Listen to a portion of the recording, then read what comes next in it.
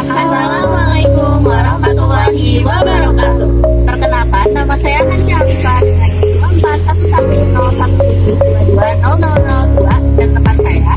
Perkenalkan, saya Intan Amalia dengan NIM 2411013320. Perkenalkan, saya Amalia Azalia NIM 241101222003. Perkenalkan,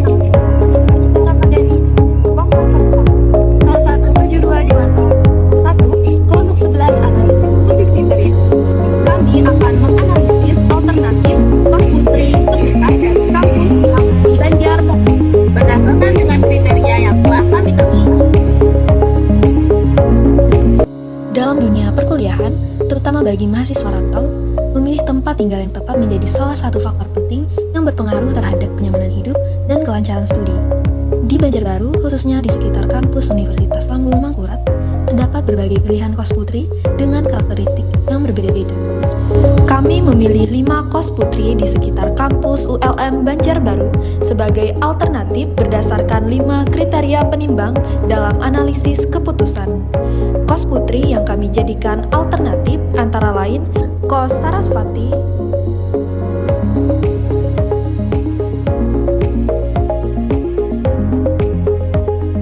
Kos Bunga,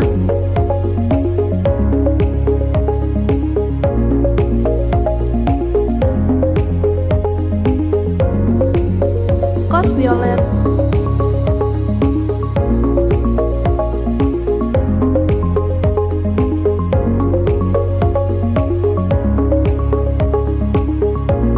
Kos Yuda,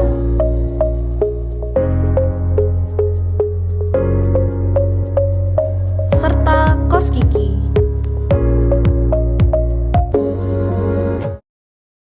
Jadi, dari kasus kami menggunakan 5 jenis perhitungan. Yang pertama ada dominance method, yang kedua ada sequential optimization, simple additive weighting atau SAW, Topsys, dan yang terakhir ada S-Topsys.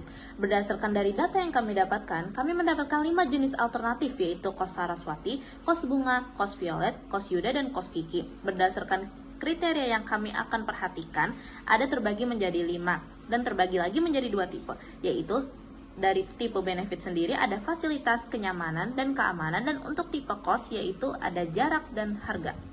Di sini saya akan menjelaskan tentang dominance method. Apa sih dominance method itu? Yaitu pendekatan yang digunakan untuk membandingkan alternatif berdasarkan dominasi dari nilai kriteria tertentu. Dominasi sendiri itu diartikan sebagai lebih baik atau memiliki nilai yang sama pada semua kriterianya. Tapi ada minimal satu kriteria yang memiliki nilai yang lebih baik. Nanti dari perbandingan itu kami akan langsung mengeliminasi mana yang tidak memiliki nilai yang lebih dominan. Dapat dilihat dari tabel pertama, kami hanya mulai memasukkan alternatif dan nilai dari kriteria. Kemudian pada tabel yang kedua, saya mulai membandingkan antara alternatif 1 dengan alternatif 3. Dapat dilihat bahwa ternyata alternatif 3 itu lebih unggul dari bagian jarak, fasilitas, dan kenyamanan. Sedangkan alternatif 1, dia tidak memiliki keunggulan dari tipe apapun. Dia hanya memiliki nilai yang sama pada bagian harga dan keamanan. Karena terjadi dominasi langsung, saya langsung mengeliminasi alternatif 1. Kemudian selanjutnya, saya membandingkan lagi antara alternatif 2 dan alternatif 3. Dapat dilihat bahwa ternyata alternatif 3 lebih unggul pada harga, fasilitas, dan kenyamanan. Sedangkan alternatif 2 hanya unggul dalam jarak. Untuk keamanan sendiri, dia memiliki nilai yang sama. Sehingga karena terjadi dominasi secara langsung, saya langsung mengeliminasi alternatif 2.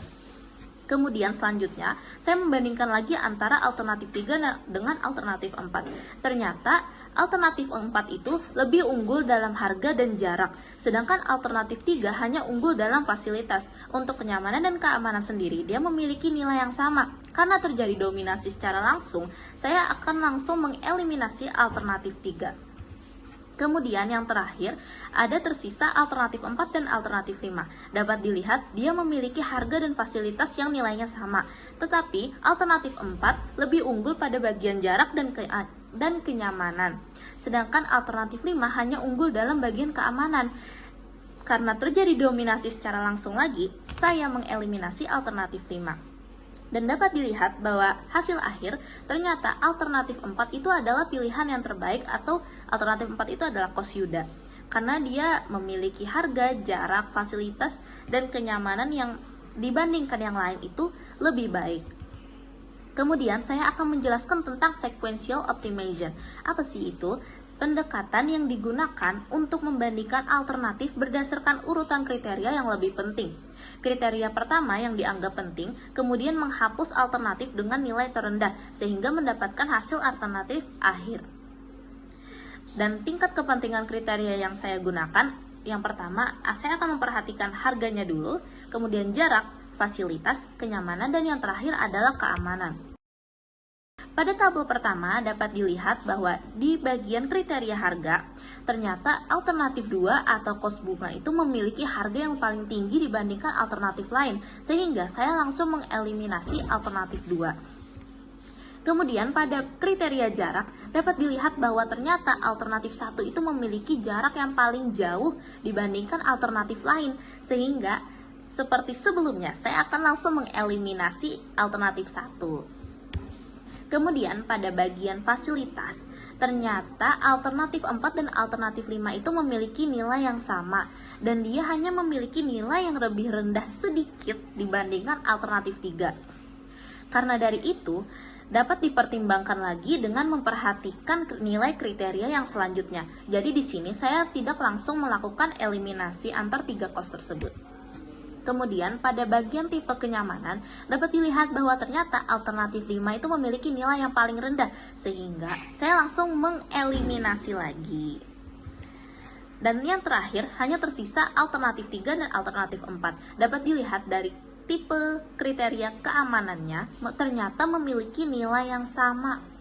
Jadi karena memiliki nilai yang sama, saya tidak mengeliminasi dari salah satu kos tersebut. Jadi pada hasil akhir, saya mengambil bahwa ternyata alternatif 3 dan alternatif 4 itu adalah mungkin pilihan yang terbaik. Karena tidak menghasilkan hasil secara langsung, hasil akhir, makanya saya mengatakan secara mungkin. Karena untuk hasil akhirnya lagi, itu bergantung pada preferensi si pembuat keputusan. Mungkin memperhatikan yang lainnya lagi. Dan selanjutnya akan dijelaskan oleh rekan saya. Baik, selanjutnya kita akan melakukan analisis dengan metode Simple Additive Weighting atau SAW, yang dimana merupakan metode pemilihan alternatif dengan memperhatikan bobot dari kriteria. Jadi, setiap alternatif diberikan skor yang diperoleh dari kombinasi linier dari nilai kriteria dan bobot yang ditetapkan, sehingga pada hasil perhitungan didasarkan atas nilai evaluasi yang telah dinormalisasi. Pada Simple Additive Weighting ini terdapat 2 tipe pendekatan normalisasi. Yang pertama, normalisasi tanpa memperhatikan benefit ataupun cost, yang disebut transformasi linear sederhana. Sedangkan yang kedua merupakan normalisasi dengan memperhatikan benefit ataupun cost. Selanjutnya kita masuk ke dalam tipe yang pertama, yaitu Simple Additive Weighting menggunakan normalisasi transformasi linear sederhana, di mana nilai evaluasi kriteria ke J terhadap alternatif ke I dikurang dengan nilai minimum dari kriteria ke J, dibagi dengan nilai maksimum dari kriteria ke J, dan dikurang dengan nilai minimum dari kriteria ke J. Berdasarkan alternatif dan kriteria yang sudah disusun ke dalam matriks keputusan, maka tahap selanjutnya yang perlu kita lakukan yaitu menentukan bobot, selanjutnya nilai minimum setiap kriteria dan juga nilai maksimum dari setiap kriteria yang bisa dilihat pada tabel berikut. Tahap selanjutnya kita akan melakukan normalisasi dengan transformasi linear sederhana, di mana kita tidak memperhatikan tipe kriteria, baik itu benefit ataupun cost. Berikut adalah hasil normalisasi nilai evaluasinya. Selanjutnya, kita akan menghitung skor akhir alternatif dengan mengalihkan setiap hasil normalisasi tiap kriteria dengan bobot kriteria itu sendiri dan dijumlahkan. Selanjutnya, pada skor akhir kita bisa menentukan alternatif terbaik. Dapat kita lihat bahwa hasil akhir menunjukkan alternatif 3 atau cost violet memiliki nilai paling tinggi, sehingga alternatif 3 atau cost violet terpilih sebagai pilihan cost putri terbaik dalam metode SAW linear sederhana. Tipe yang kedua adalah simple additive weighting dengan menggunakan normalisasi nilai evaluasi yang memperhatikan tipe kriteria, benefit, dan cost. Untuk normalisasi pada kriteria bertipe benefit, yaitu nilai evaluasi kriteria ke Z terhadap alternatif ke I dibagi dengan nilai maksimum dari kriteria ke J. Sedangkan pada normalisasi pada kriteria bertipe cost, yaitu nilai minimum dari kriteria ke J dibagi dengan nilai evaluasi kriteria ke J terhadap alternatif ke I. Untuk tahap dan prosesnya sama dengan simple additive weighting yang sebelumnya. Dan berikut adalah matriks keputusan serta bobot dari setiap kriteria. Yang membedakan adalah pada tahap normalisasinya karena pada tahap ini tipe kriteria dibagi menjadi cost maupun benefit. Harga dan jarak masuk ke dalam tipe cost, sedangkan fasilitas, kenyamanan, dan keamanan masuk ke dalam tipe benefit. Berikut adalah hasil normalisasi nilai evaluasi dengan tipe kriteria benefit dan cost. Setelah kita menghitung hingga hasil akhirnya, di sini dapat terlihat bahwa alternatif keempat atau cost Yuda memiliki nilai paling tinggi, sehingga alternatif 4 atau cost Yuda terpilih sebagai pilihan cost putri terbaik dalam metode simple additive weighting menggunakan normalisasi nilai evaluasi dengan tipe kriteria benefit dan cost. Sekian dari saya, untuk tahap selanjutnya akan dilanjutkan oleh rekan saya. Baik, di sini saya akan menjelaskan proses analisis menggunakan perhitungan TOPSIS. Langkah pertama, kita buat dulu matriks keputusannya, yang dimana matriks keputusan ini membuat alternatif dan kriteria. Nah, di sini seperti yang sudah dijelaskan sebelumnya, alternatif kami ada 5 dengan kriteria harga, jarak, fasilitas, kenyamanan, dan keamanan, yang dimana harga dan jarak itu merupakan kriteria bertipe cost, sedangkan fasilitas, kenyamanan, dan keamanan merupakan kriteria dengan tipe benefit. Nah, di sini kita juga sudah menentukan bobot per kriterianya berapa. Langsung saja kita tentukan titik ideal dan titik nadir. Yang dimana ideal point ini maksudnya adalah nilai terbesar masing-masing kolomnya. Seperti di kolom harga ini, nilai terbesarnya adalah 1 juta. Untuk kolom jarak itu ada 1,1, fasilitas 5, kenyamanan 5, dan keamanan juga 5. Sedangkan untuk nadir point, yaitu nilai paling kecil di setiap kolomnya. Setelah itu, kita membuat matriks keputusan yang ternormalisasi dan terboboti. Di sini saya akan menggunakan teknik normalisasi non-linear, di mana benefit itu menggunakan rumus yang saya tulis di sini, yaitu XIJ per ideal point pangkat 2, sedangkan untuk yang cost itu nadir point per XIJ pangkat 3. Kita sudah dapat di sini hasil perhitungannya. Kemudian hasil perhitungan ini yang nantinya dikalikan ke bobot masing-masing kriteria. Dengan begitu, terbentuklah matriks keputusan yang sudah terboboti. Nah, di sini kita sudah punya matriks keputusan yang terboboti dan ternormalisasi. Selanjutnya, kita menentukan matriks solusi ideal positif dan matriks solusi ideal negatif. Yang dimana B sendiri adalah nilai ideal terbaik untuk setiap kriteria dan NIS adalah nilai ideal terburuk untuk setiap kriteria. Di sini kita bisa lihat untuk kriteria pertama itu base-nya ada di 0,260. Di C2 yaitu nilai terbesarnya ada di 0,230. Di C3 nilai terbesarnya ada 0,2, di C4 ada 0,19, di C5 ada 0,120. Kemudian untuk nilai yang paling kecil atau nilai terburuk dari masing-masing kriteria itu di C1 itu ada 0,071, di C2 ada 0,037, di C3 ada 0,128, di C4 ada 0,122, di C5 ada 0,077. Selanjutnya di sini kita menghitung jarak, di mana saya menggunakan metode Euclidean untuk perhitungan jarak pada analisis kali ini. Di mana rumusnya di sini sudah tertera. Kita tinggal masukkan saja dari matriks keputusan yang terboboti ini, kita sesuaikan dengan rumusnya. Terbentuklah jarak alternatif ke I terhadap solusi ideal positif atau PIS. Kemudian yang kedua ini, terbentuklah jarak alternatif ke I terhadap solusi ideal negatif atau NIS. Selanjutnya, kita menentukan nilai kedekatan relatif setiap alternatif, di mana jarak alternatif terhadap NIS kita bagi dengan jarak alternatif terhadap PIS ditambah jarak alternatif terhadap NIS. Kita dapatkan hasilnya, kemudian kita ambil nilai yang memiliki nilai evaluasi paling besar. Jadi pada perhitungan TOPSIS, terpilihlah A3, yaitu cost violet, dengan nilai evaluasi TOPSIS terbesar dibandingkan yang lain. Jadi dengan metode perhitungan TOPSIS ini, yang terpilih adalah cost violet. Penjelasan selanjutnya akan dijelaskan oleh rekan saya. Baik, di sini saya akan melanjutkan penjelasan dengan menggunakan metode S-TOPSIS. Sebelumnya, perhitungan S-TOPSIS mempunyai data awal yang terdiri dari 5 alternatif cost putri dari A1 hingga A5 dengan 5 kriteria, yaitu harga, jarak, fasilitas, kenyamanan, dan keamanan. Namun, perhitungan terhenti karena matriks keputusan menjadi singular akibat kolinearitas tinggi, terutama pada kolom fasilitas. Untuk mengatasinya, saya menghapus kolom fasilitas karena sangat berkorelasi dengan kriteria yang lain. Setelah penghapusan, perhitungan TOPSIS dilanjutkan dengan 4 kriteria, yaitu harga, jarak, kenyamanan, dan keamanan tanpa kendala singularitas.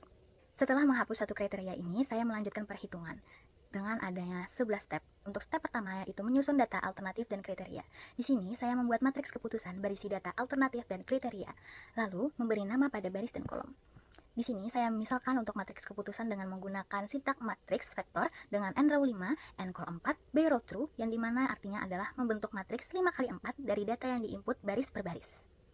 Kemudian, saya juga memberi nama pada baris dan kolom. Untuk row name, memberi nama baris sesuai alternatif dari A1 hingga A5. Kemudian, saya menggunakan call names, matriks keputusan untuk memberi nama kolom sesuai kriteria, yaitu harga, jarak, kenyamanan, dan keamanan. Untuk step yang kedua yaitu mengidentifikasi kebebasan linear antar kriteria, yang dimana saya menghitung korelasi antar kriteria untuk melihat hubungan antar variabel.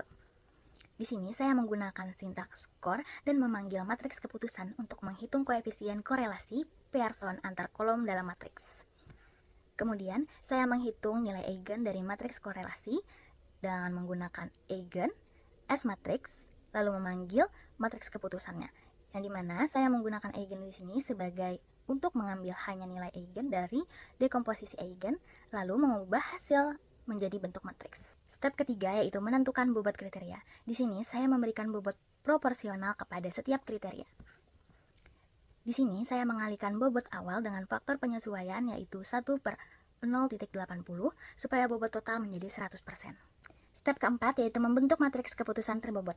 Di sini saya mengalihkan nilai pada matriks keputusan dengan bobot kriterianya masing-masing. Di sini saya menggunakan match syntax, 1 untuk mengambil kolom pertama harga sampai dengan matriks keputusan keempat. Di sini saya menggunakan permisalan nama baru yaitu matriks underscore keputusan underscore w dengan menggunakan sintaks gbind dengan memanggil gabungan dari semua kolom hasil perkalian menjadi satu matriks. Step kelima yaitu menentukan solusi ideal positif atau PIS. Di sini saya menentukan nilai terbaik untuk setiap kriteria, yang dimana untuk minimum itu adalah harga dan jarak, sedangkan maksimum adalah fasilitas, kenyamanan, dan keamanan. Step keenam yaitu menentukan solusi ideal negatif atau NIS, yang dimana saya menentukan nilai terburuk untuk setiap kriteria dengan maksimumnya adalah harga dan jarak, sedangkan minimumnya fasilitas, kenyamanan, dan keamanan. Sama seperti PIS, namun logika minimaxnya dibalik. Step ketujuh yaitu membentuk matriks varian kovarian dan inversnya. Di sini saya membentuk matriks kovarian antar kriteria, kemudian menghitung inversnya. Di sini saya menggunakan sintaks cov untuk menghitung matriks kovarian dan solve untuk menghitung inverse dari matriks C. Step ke-8 yaitu menghitung jarak ke solusi ideal positif D pangkat positif. Di sini saya menghitung jarak Mahalanobis setiap alternatif terhadap PIS dengan menggunakan sintak rep dalam kurung PIS each 5 untuk mengulangi PIS untuk setiap alternatif, dan persen kali persen untuk perkalian matriks, dan juga menggunakan row sum untuk menjumlahkan setiap baris. Step ke-9 yaitu menghitung jarak ke solusi ideal negatif atau D pangkat min. Di sini saya menghitung jarak Mahalanobis setiap alternatif terhadap NIS. Prosesnya sama seperti pada D pangkat positif, hanya saja mengganti ke NIS. Step ke-10 yaitu menghitung kedekatan relatif atau RC, yang dimana saya menghitung skor kedekatan relatif untuk setiap alternatif. Di sini saya menggunakan permisalan RC, yang dimana D min dibagi dengan D plus plus D min. Setelah itu saya memanggil RC, yang artinya saya membagi jarak ke NIS dengan total jarak ke PIS ditambah NIS. Step ke-11 atau step yang terakhir yaitu menentukan alternatif terbaik, yang dimana saya memilih alternatif dengan nilai RC terbesar sebagai cost putri terbaik. Saya menggunakan sintaks name dan memanggil RC untuk memberi nama pada nilai RC, kemudian which match RC untuk menemukan indeks RC terbesar. Demikian penjelasan mengenai langkah-langkah analisis multikriteria menggunakan metode S-Topsis. Mendapatkanlah nilai untuk kos yang terbaiknya yaitu A4, yang dimana kos ini bernama kos Yuda. Sekian dari saya, terima kasih. Sekian penjelasan singkat dari kami. Wassalamualaikum warahmatullahi wabarakatuh. Dadah.